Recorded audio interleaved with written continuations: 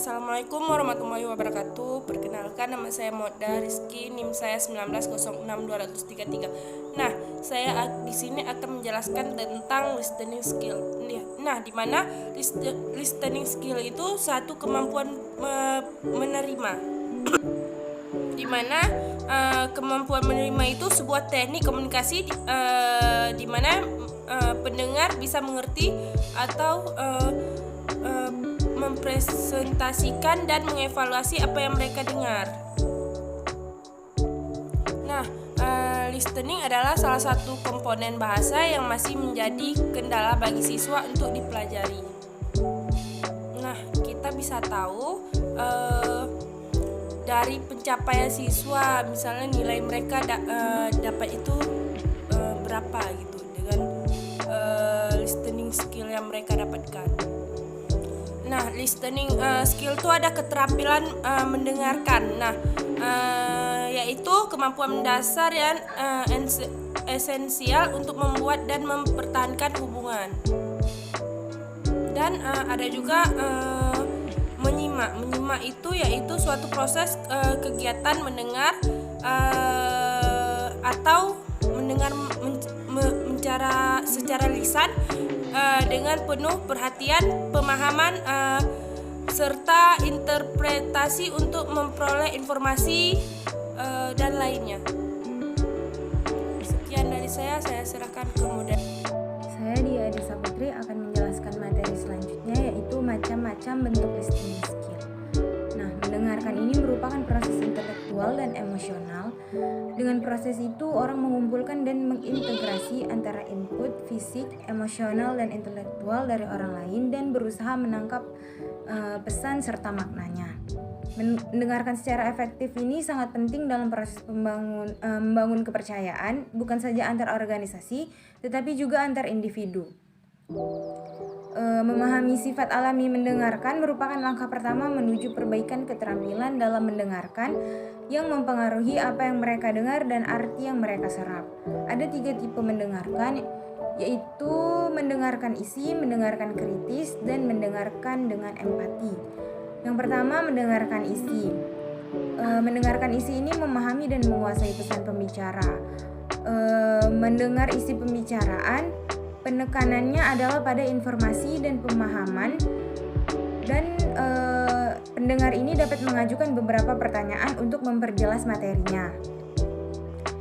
Di dalam tipe ini kita mengabaikan bagaimana gaya berbicara pembicara tersebut dan keterbatasan apapun dalam menyampaikannya. Jadi fokusnya ini hanya pada informasi yang disampaikan. Yang kedua, mendengarkan dengan kritis, yaitu memahami dan mengevaluasi arti pesan pembicara pada beberapa tingkat, seperti logika argumen, bukti yang kuat, kesimpulan yang valid, implikasi pesan, maksud dan motif pembicara, dan setiap informasi atau poin relevan yang dihilangkannya. Apabila ragu, dapat mengajukan pertanyaan untuk menyelidiki sudut pandang dan kredibilitas pembicara. Kemudian perhatikan pembicara yang mungkin mewarnai cara informasi yang disampaikan, dan berhati-hatilah untuk selalu memisahkan antara opini dan fakta. Yang ketiga, yaitu mendengarkan dengan empati, adalah memahami perasaan, kebutuhan, dan keinginan pembicara sehingga dapat menghargai sudut pandang orang lain, terlepas dari apakah Anda mempunyai perspektif yang sama dengan orang tersebut. Nah, dengan mendengarkan dengan cara ini, mendengarkan dengan cara menunjukkan empati ini dapat membantu individu tersebut melepaskan emosi yang mencegah pendekatan yang cerdas dan tenang terhadap subjek pembicaraannya. Sekian penjelasan dari saya.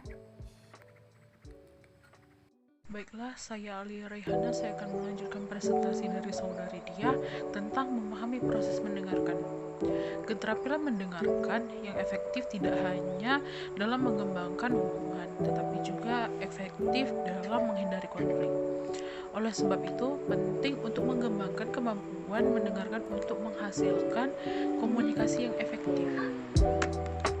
Ada 5 langkah yang perlu dilakukan untuk dapat mendengarkan secara efektif. Yang pertama itu menerima, yang kedua itu menafsirkan atau decoding, yang ketiga itu mengingat.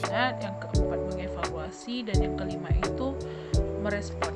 Nah, penerima secara fisik dapat terganggu oleh suara bising, pendengaran yang kurang baik, atau kurang menaruh perhatian. Beberapa ahli juga menyatakan pesan nonverbal sebagai bagian dari tahap ini, karena faktor-faktor tersebut juga mempengaruhi proses mendengarkan. Yang kedua itu menafsirkan atau decoding, ialah memberikan arti terhadap suara yang dapat Anda lakukan menurut nilai-nilai kepercayaan, ide, harapan, kebutuhan, dan sejarah pribadi.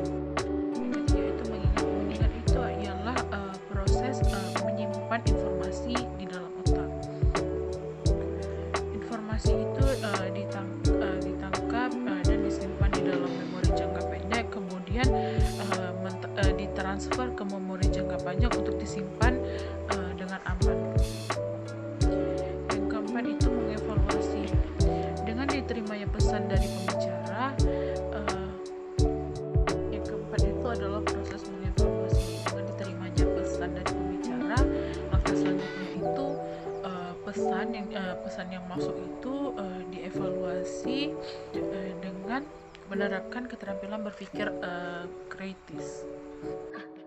Yang kelima itu adalah proses merespon. Setelah pesan masuk dari pembicara itu telah dievaluasi, selanjutnya itu ialah merespon pembicaraan dari atau pesan dari si pembicara tersebut.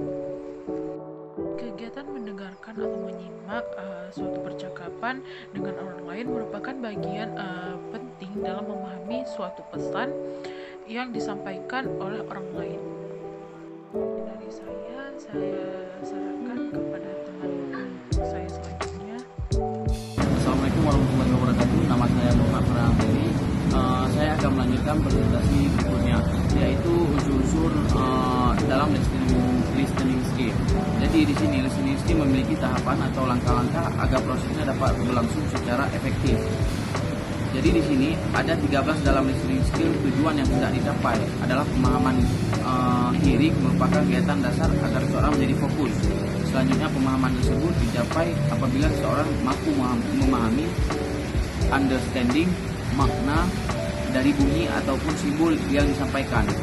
Dalam kegiatan pembelajaran keterampilan menyimak listening skill menyatakan bahwa terdapat beberapa langkah dalam kegiatan keterampilan menyimak.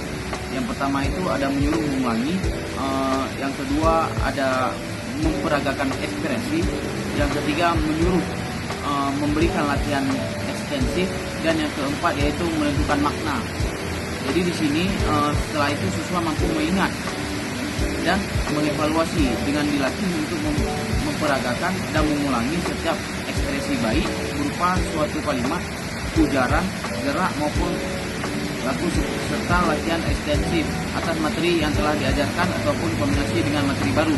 Terakhir adalah salah satu bukti suksesnya proses menyimak, yaitu siswa mampu merespon secara verbal atas apa yang disampaikan oleh gurunya. Terima kasih, saya kembalikan kepada moderator. Bila saya akan menjelaskan mendengar secara aktif. Nah, dari beberapa orang mengatakan bahwa mendengar itu merupakan kegiatan yang pasif. Tapi sebetulnya mendengarkan itu merupakan kegiatan yang aktif. Nah, menurut DeVito 2013, kegiatan mendengarkan dapat diartikan sebagai suatu proses aktif dari menerima rangsangan atau stimulus pada telinga. Nah, mendengarkan merupakan tindakan tidak terjadi begitu saja tanpa kesadaran, melainkan harus dengan sengaja dilakukan. Nah, jadi mendengarkan itu memang kita sengaja untuk mendengarkan, tidak dengan tidak sengaja, seperti itu. Untuk dapat mendengarkan secara aktif dan terlibat langsung dalam proses komunikasi interpersonal, DeVito 2013 menunjuk beberapa hal berikut yang dapat dilakukan. Yang pertama, mendengarkan secara partisipatif, yaitu kunci untuk dapat mendengarkan secara aktif adalah sikap partisipatif. Dalam hal ini, persiapan fisik dan mental sangat diperlukan. Kemudian, mendengarkan secara empati. Nah, berempati berarti ikut merasakan apa yang dirasakan oleh orang lain, memandang sesuatu dari sudut pandang orang lain. Hanya dengan empati, seseorang dapat memahami maksud sepenuhnya dari orang lain. Kemudian, mendengarkan tanpa menilai, namun kritis. Yang dimaksud dengan mendengarkan tanpa menilai adalah mendengarkan dengan mengedepankan pikiran yang terbuka dan berusaha memahami setiap makna dari pesan yang disampaikan, sehingga tidak melakukan penilaian sebelum mendengar sepenuhnya.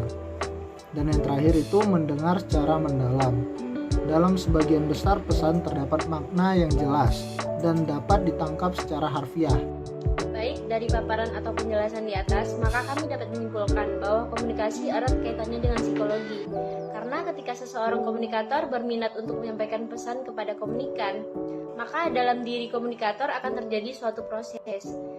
Dan psikologi menganalisa seluruh bagian yang terlibat dalam komunikasi, maka keterampilan mendengarkan secara aktif dalam komunikasi interpersonal ternyata tidak hanya memperlancar komunikasi. Kata lain, komunikasi seperti ini dapat lebih berkembang jika dua belah pihak dalam komunikasi dapat saling memberi umpan, baik satu kepada yang lainnya. Nah, ungkapan manusia diberikan dua telinga dan hanya satu mulut dapat senantiasa pada yang lainnya. Nah, ungkapan manusia diberikan dua telinga dan hanya satu mulut dapat senantiasa mengingatkan betapa penting sikap mendengarkan, kesediaan mendengarkan orang lain secara aktif dapat menjadikan hubungan dengan orang lain menjadi lebih nyaman dan tentram.